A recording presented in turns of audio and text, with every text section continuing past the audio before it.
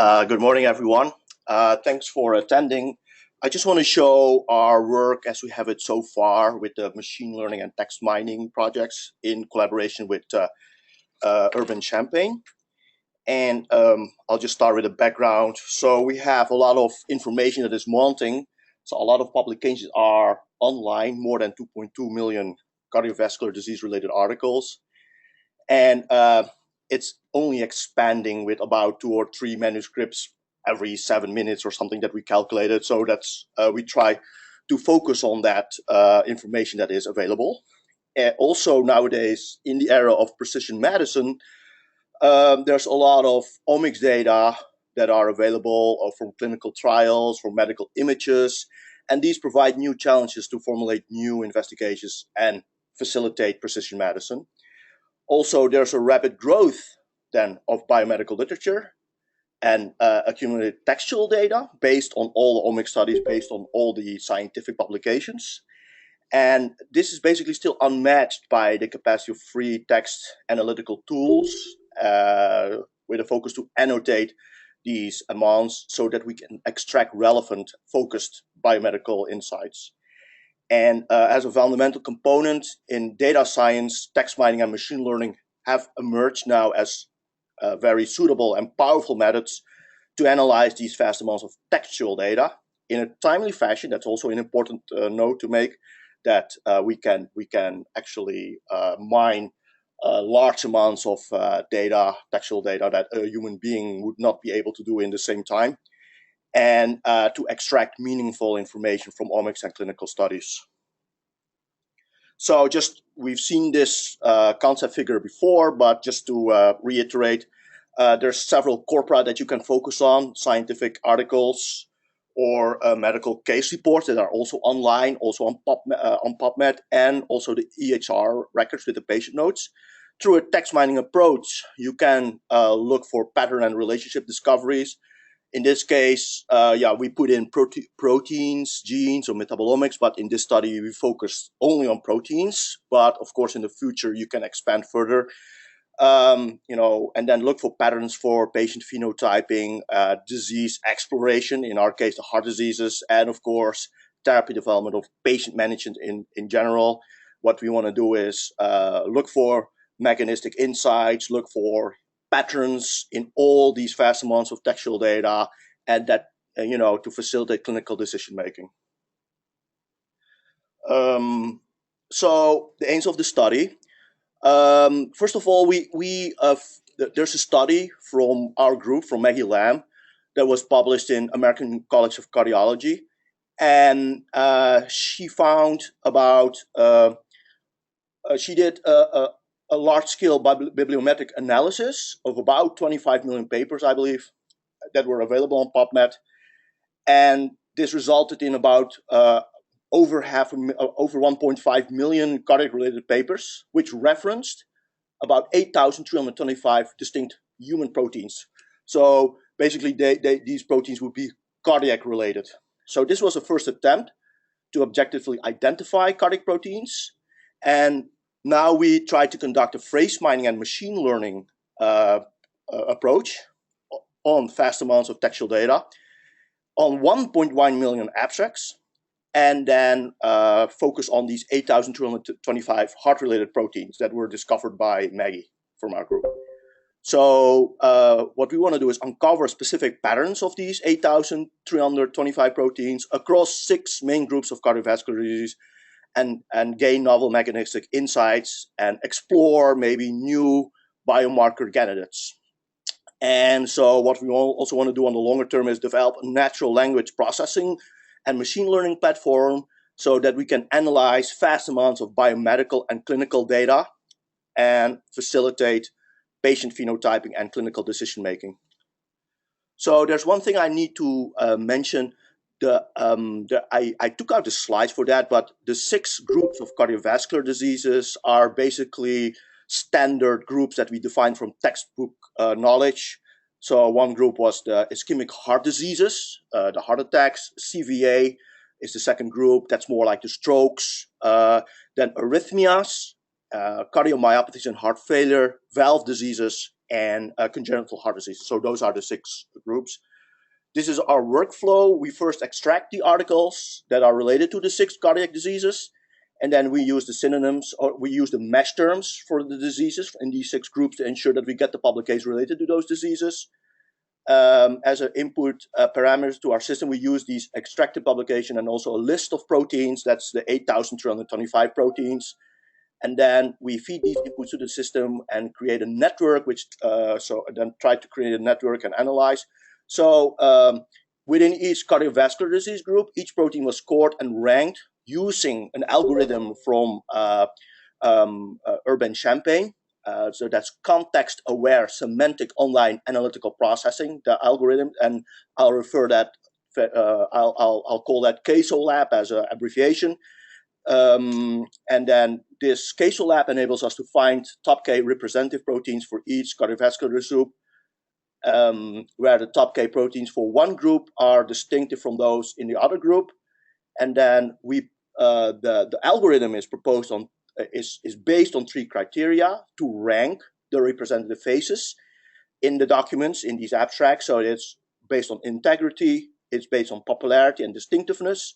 And so basically, at the end, after the calculation, we'll rank all the proteins in each cardiovascular disease according to their score. So this is the first step that we did. From all the abstracts that we found using the mesh terms, you see on top, you see the heart diseases listed. The highest number of abstracts were in the ischemic heart diseases with 385,000 plus abstracts. And then the second one was cardiomyopathy, and then arrhythmia actually, and the third one, and then CVA. So you see on the top, you see the total of abstracts that were abstracted. And then we also listed the overlap of abstracts. So sometimes an abstract could mention more than one mesh term. So as you see under ischemic heart disease, it had, you see that it shared 34,800 abstracts with cardiomyopathy, etc. And the disease with the most sharing abstracts is basically ischemic heart disease and cardiomyopathy with the other groups. And here you can see the absolute numbers. So the second one that's interesting of shared abstracts is between ischemic heart disease and arrhythmia, basically. So we wanted to look at the distribution of the number of proteins over the CASO-Lab scores. So here you see the relative frequency expressed as the density of over the CASO-Lab score. So on the left you see 0. And you see at a score of 0 or a low score near 0, you see that the number of proteins are actually the highest in all 6 groups. If you go higher in the score, in the CASO-Lab score, which is in the x-axis, you'll see, so a higher CASO-Lab score would represent a more relevant study or a more relevant protein. The higher the CASO-Lab score, the lower the number. And we were struggling a little bit in. Another point that I need to make is that these scores are all normalized with each other, so it's on the same scale. One thing you can notice is the highest number of proteins overall in all scores is actually ischemic heart disease, which is presented with the brown line. I'm sorry if it's not clear. The brown line is ischemic heart disease. The green line is cardiomyopathy and heart failure. That's the second highest. And the third disease was basically CVA, as you see here, with the highest number of proteins. So we were struggling in where to do a cutoff and what these proteins would mean and what these scores would mean. So I took a couple of proteins that we know are very important or very popular, very used, and very relevant in heart diseases. The first one is troponin I. And we know it's very much researched, and it's also used in hospital as a gold standard biomarker for heart attack. So we saw that troponin I scored 0.18 in ischemic heart diseases. So we know that should be relatively a safe bet. That would be the 0.18. Then we also took renin, and I know renin is it's a very popular protein. It's very relevant in cardiomyopathy and cardiac function in homeostasis. it scored 0.2 in cardiomyopathy. So we kind of knew, like, okay, that seemed to be an important area where all these relevant proteins are scored. Then I took a look. I took CRP, which is a more general overall protein that scores high as part of an acute phase in the body. And I knew that, CRP must be involved in more heart diseases because it's measured all the time and it's more a general protein. You see that it scored 0.2 in ischemic heart disease, but much lower in CVA and cardiomyopathies, 0.08, so near the 0.1 line. And then interleukin-6, as we all know, it's a cytokine for inflammation, probably involved or most likely involved in many diseases, including the 6 heart diseases. That scored 0.13 in ischemic heart disease, 0.11 in CVA, and 0.18 in cardiomyopathy. So we basically had a kind of feeling what these cutoff values would mean.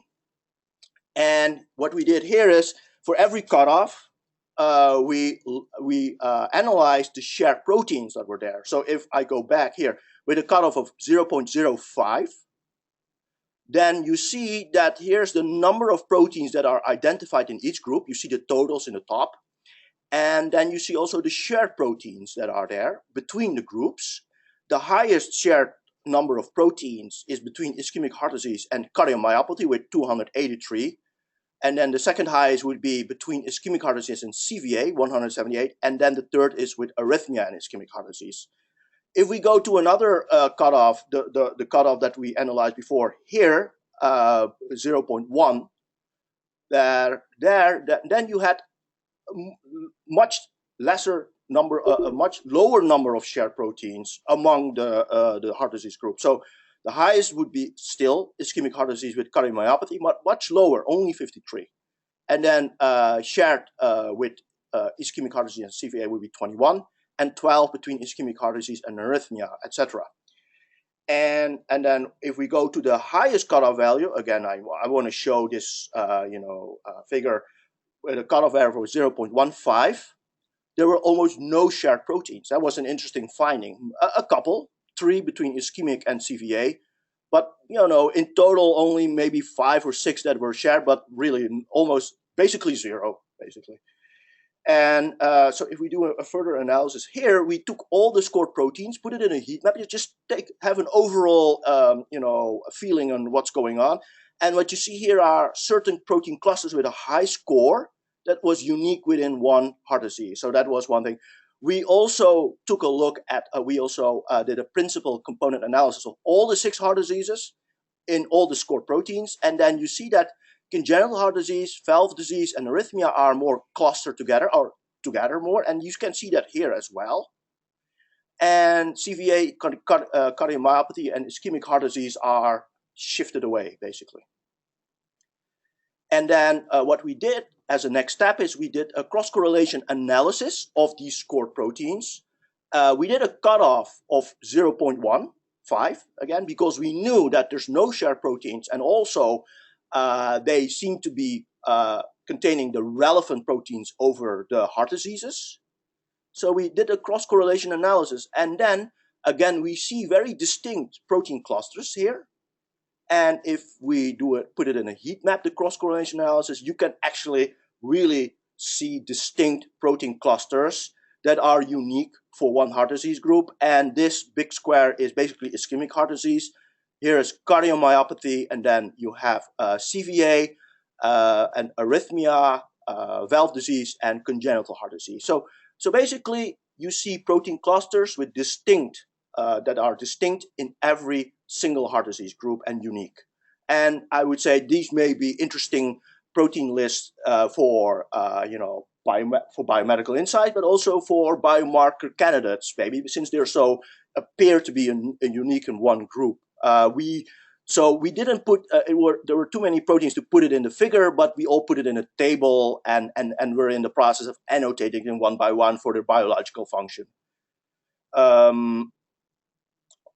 Next step. So again, I want to reiterate, we were now in this area of the cutoff, 0.15. Now, what I did do is, from these protein clusters, I took the top 5 to put it in a table just for an illustration, and you see you see a lot of relevant proteins. And these are more outliners with the highest top 5. They're not really, so they're very high actually. They don't represent the majority of those clusters. But you can see channel proteins in arrhythmia. You see contractile proteins in cardiomyopathy and heart failure, and a lot of proteins that are relevant in metabolism and lipid metabolism, and also oxidative stress in ischemia perfusion injury. So again, now we wanted to take a look at this area of the curve. It's a cutoff of 0.10,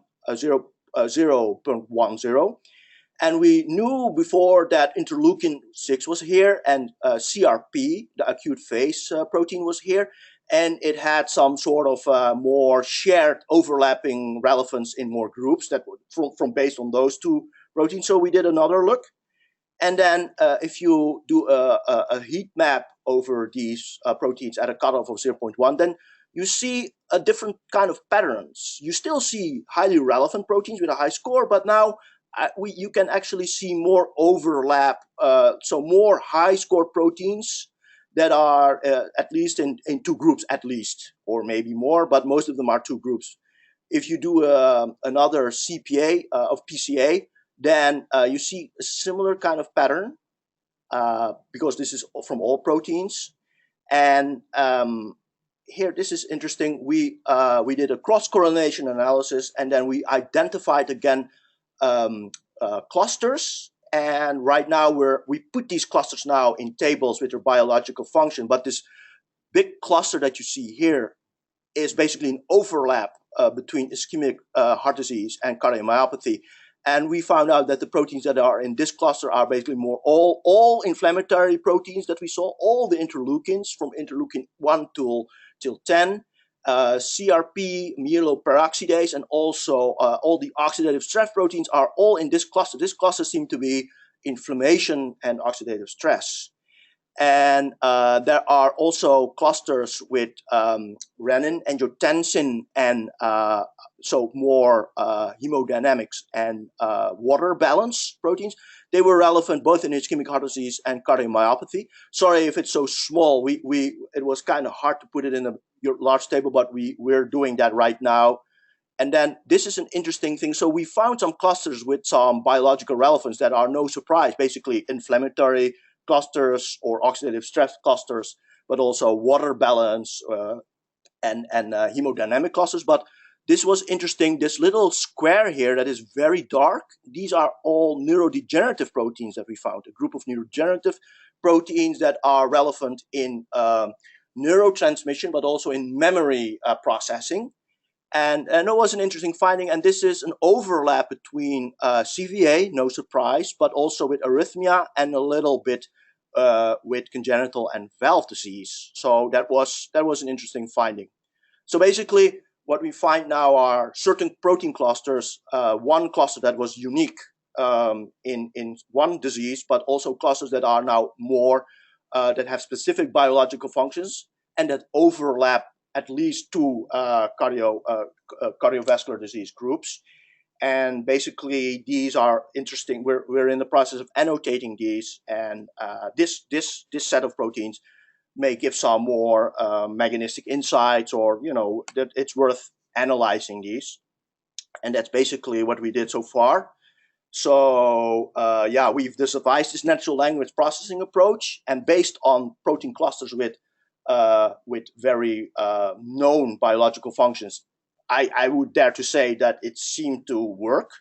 And then a combination of phrase mining algorithms and large-scale network embedding technique, it's effective to recognize patterns and extract relevant information.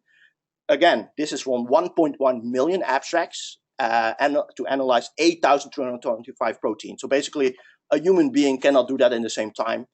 And this platform may also be suitable to mine vast amounts of accumulated patient information in the future, look at clinical case reports, look at electronic health records, basically. So yeah, I just want to thank you for the people who worked on it, and yeah, thanks for your attention.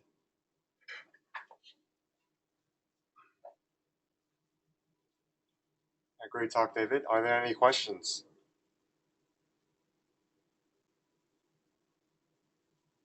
Sure, I'll have a question here. Hi, David. This is Andrew. Very interesting talk. Thank you. You motivated the presentation by citing the potential impacts on patient phenotyping and clinical decision making.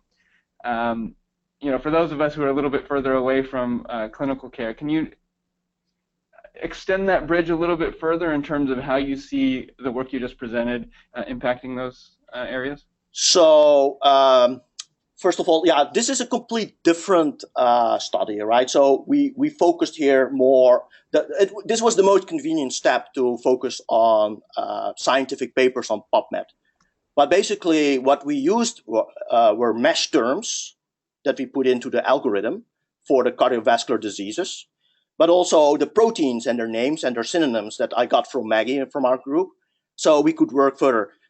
If you want to extend this to different textual data from patient notes or from electronic health records, then of course these proteins are not going to be there, right? No physician writes down a protein name into their patient note. But there are other terms like symptoms or specific comorbidities or all these other factors that you can put in and that you can analyze. And another area that I find interesting is also medication lists with their names, side effects, all these things. The algorithm is there, and we're figuring out with this study whether the algorithm works. But once it works, then you can expand further, basically. And a very easy study that I'm always interested in, and especially in cardiovascular disease, is gender differences, right? So there always seemed to be a difference between heart diseases in females versus males,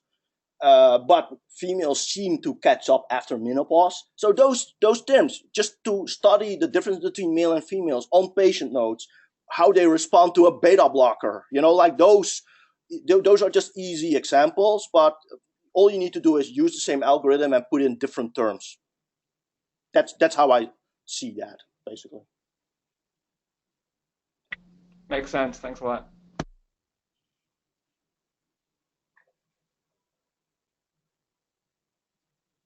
Are there any other questions?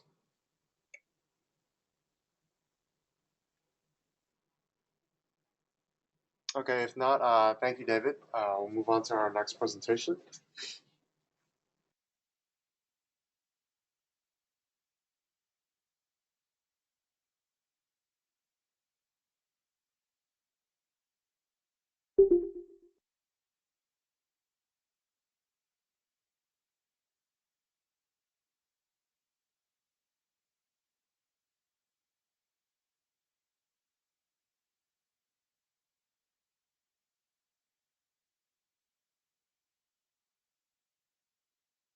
प्रतीक जल्दी Yeah, so your screen's showing, slides are there. Could you put it into a full screen? Okay, great. All right, so next we have Julee Adesara from Scripps, who will be presenting about Compounds Drugs API, a high-performance web service for querying compounds and drugs. Without further ado, allow me to introduce Julee. Hello everyone. Today I am going to give some update on the project Drugs or Compounds API, which is another high performance web API of BioThings APIs project. So first I will introduce the BioThings API. What is BioThings API project? So for the BioThings API, we try to build a unified API for BioThings or biological entities, and the biological entities are the gene, variant, pathways, drugs, disease, etc. So there is a common generic framework. By using that framework, we can build high performance web API for any biological entities. So more briefly, the BioThings API is the collection of the data APIs of various biological entities.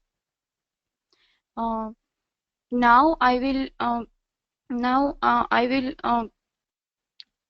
show the reason or why we built this BioThings API. So as we all know that the biological knowledge is a complex network, as I shown in the left side of the graph. The biological knowledge is like on this network, and in this network the every biological entities like gene, variant, pathway are interconnected with each other, but there is not any one data source which provide all these entire biological knowledge. So more particularly, if we want to get a annotation data of any particular gene or any drug, we need to go through the different data sources. We need to download the flat files from different data sources, and we need to transform that data which is usable in our pipeline or in our analysis. We also need to manage the different upgrading interval for each data sources. So all of this task is repetitive for all the bioinformatician. So we did some simplification. We extract these nodes, or we take each biological entities, and we also take the associated attributes, and we make and we transform this complex network into a simple flat list of biological entities like gene, variant, pathway. We make a list of the gene. For example, we make a list of gene and their attributes, etc. uh, so this slide shows the various technological layers behind the BioThings API project. The first three API as shown in the right side, like mygene.info, myvariant.info, and the species or taxonomy API have the similar technological layers, like they are having the same JSON data aggregation mechanism. They have the same REST API pattern. Then they are having the similar high performance query engine based on the Elasticsearch. Then they are also having the ability for the JSON LD enabled link data, and all these three API are having the data updating scheduler and the Python and R client. So by using all these technological layers, we try to build the another new API for drugs or compounds annotation data. So now I will introduce the drugs or compounds API and the reason why we created this API. Uh, so there are many data sources of drugs or compounds annotation are available, and each data source focus on the different areas. Like some data source provide the chemical information, or they are the chemically oriented data source. For example, the PopChem, Campbell, KB, which are the chemically oriented data sources, and they provide the structure, nomenclature, chemical properties of compounds. And the some data source mainly focus on the clinical information, or they are related. They provide the information which are related to the drug target mechanism, pharmacology, indication, mechanism of action, etc. And these data sources are the pharmacgkb, drug bank, cider, etc. But these data source provide information about the limited number of drugs. So there is not any one data source which provide all these annotation uh, data. So if we want to get annotation data of specific drug, we need to go through these different data sources. So it is an ideal way if we create a comprehensive data repository which contains annotation data of all of these data sources. So this is the reason why we created this drugs or compounds API. So now the architecture of these drugs or compounds API, or this architecture, or this is the generic framework which is similar in all other BioThings API APIs. So first we did the data parsing and then we did the data merging. So for the data parsing, uh, first we created a parser for each data sources and transform the data to a object which is represented as a JSON object. This is a dummy example, and in this example we created a parser for drug bank, Campbell and PubChem data sources, and after the parsing, each JSON object contained the ID field which uniquely identify the specific document or the specific drug or compound. Like over here in this slide, the first document is the drug bank document. In this, the ID is the drug bank ID, which uniquely identify this particular drug, and the another key is the drug bank, and the value of this is the annotation data provided by the drug bank of this drug. So we did the same process for all of this data source. Like for the Campbell, the ID is the Campbell ID, and for the PubChem data source, the ID is the PubChem CID. So after the data parsing, we have a list of JSON documents. Like for example, drug bank provide the information for around 8,000 drugs. So after the data parsing, we have a list of 8,000 JSON documents. So after the data parsing, we merge all the documents with the same primary key, and over here we used INCHI key as in primary key, as I shown in the right side. This is the example of the merge drug document. In this ID is the INCHI key, and in this document we try to merge all the annotation data from different data sources.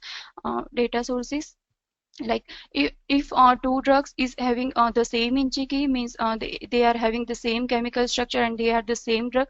Based on this mechanism, we merge all the drugs or all the compounds.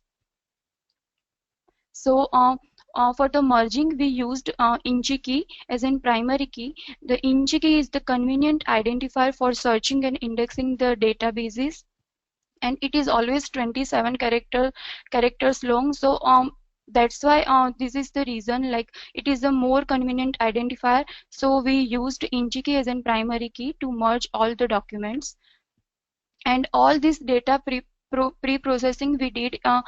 For this we used the MongoDB database.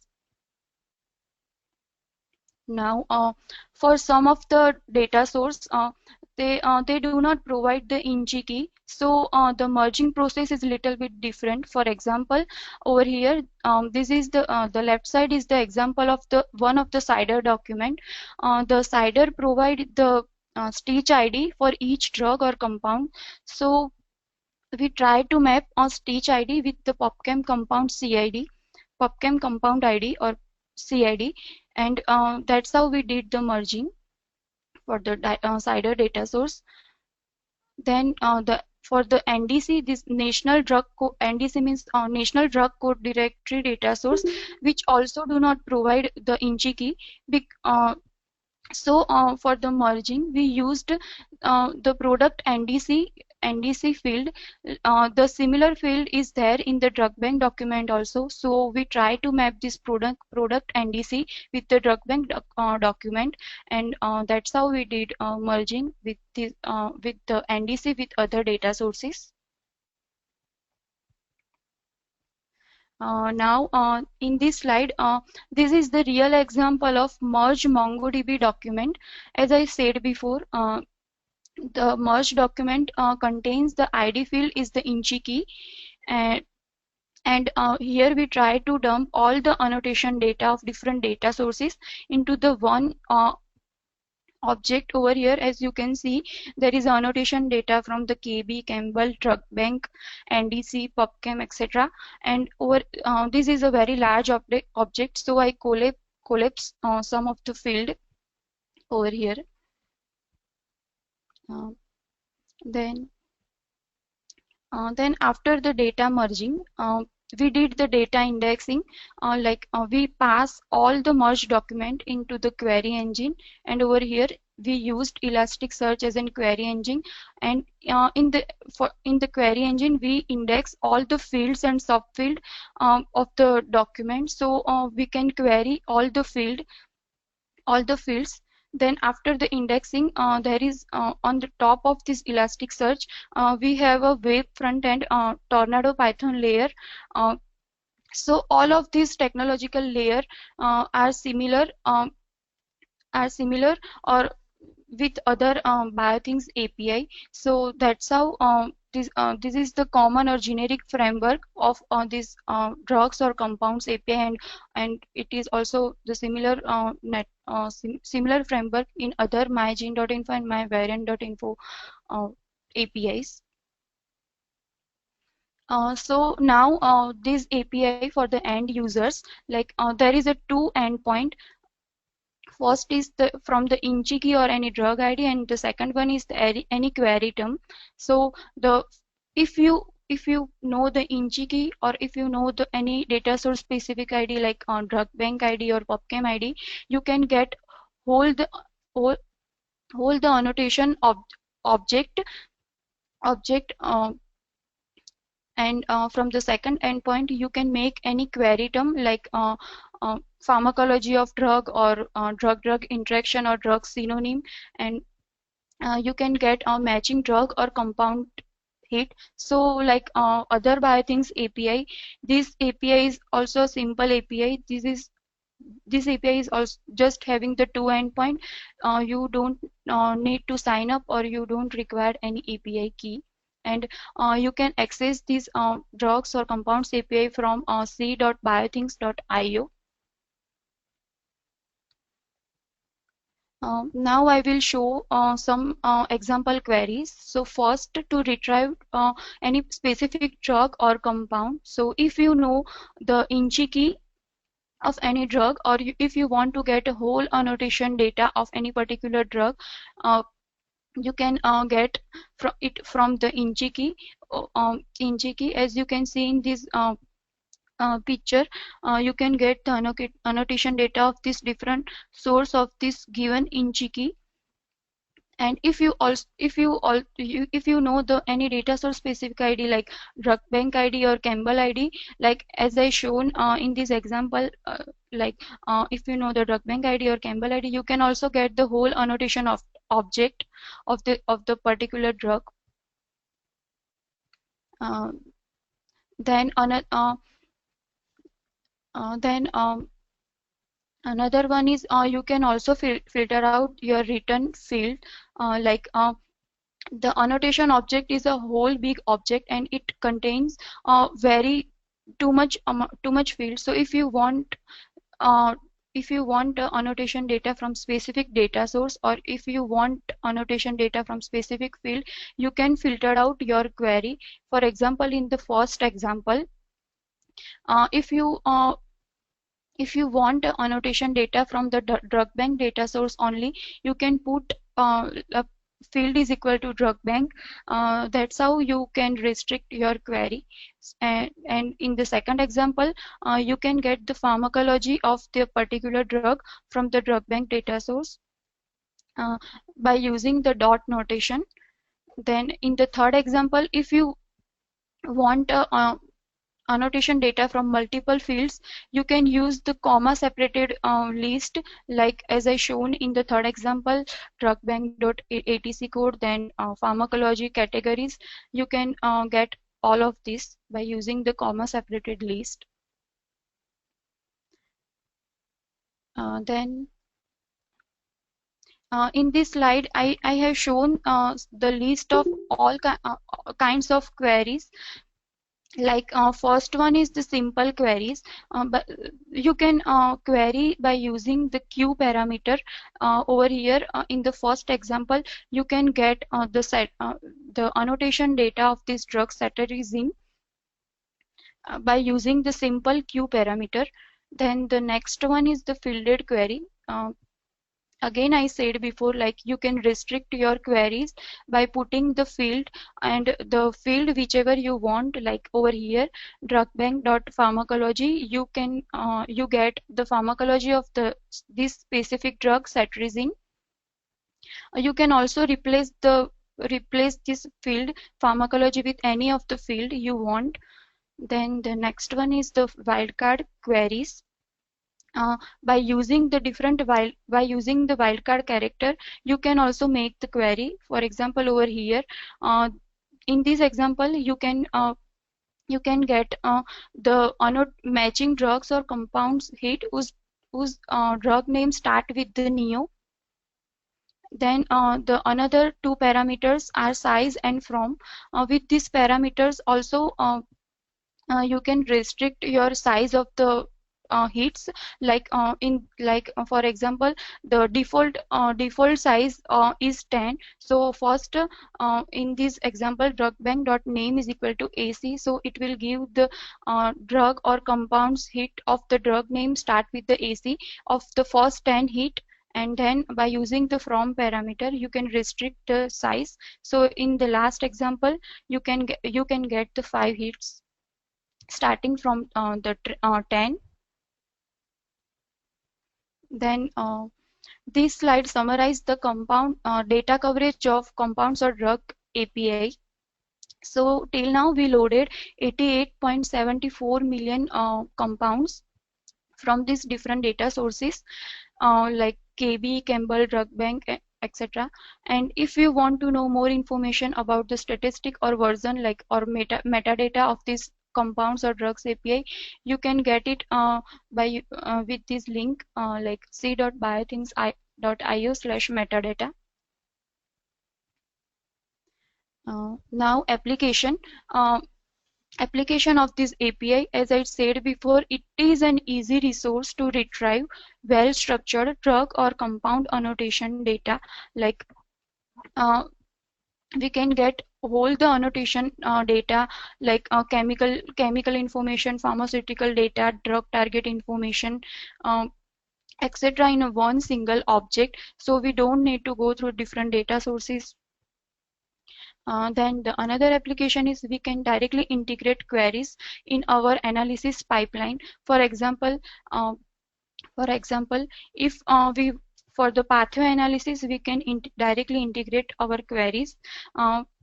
Like drugs or compounds are associated with many biological process or many pathways or many GOTAM, and the drug targets are the link between the drug and this biological process. So from this API we can get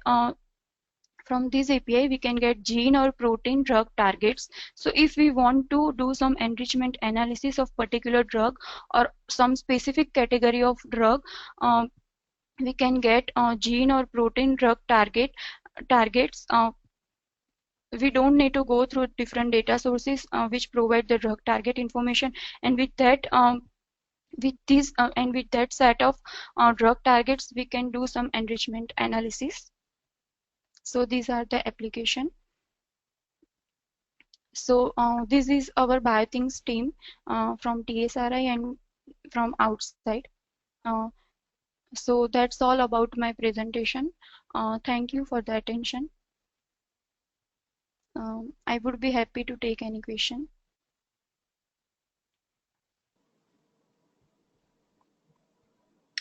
Great talk, Julie. Are there any questions?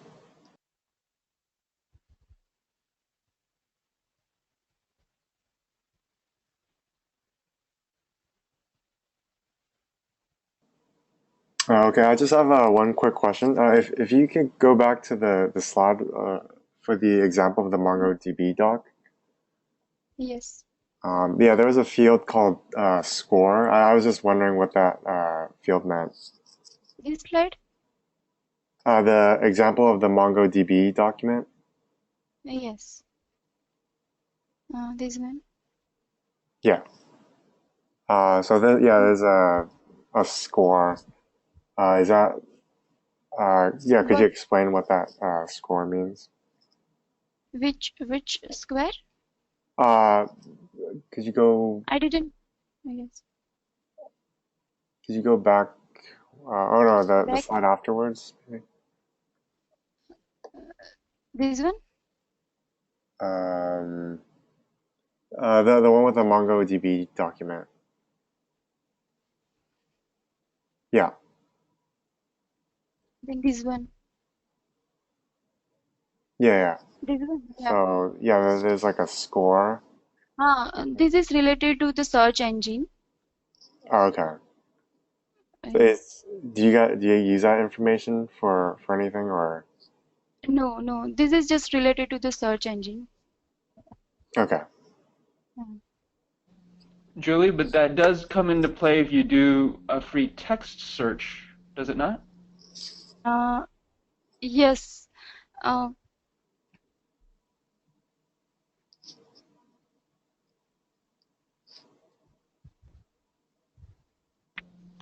I think that is a measure of how well it matches your input query. yes, yes. Oh, okay. Oh, thanks.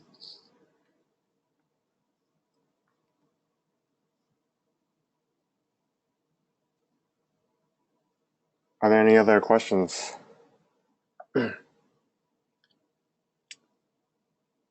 Okay. If not, thank you, Julie. That concludes today's conference. Thank you, everyone, for attending.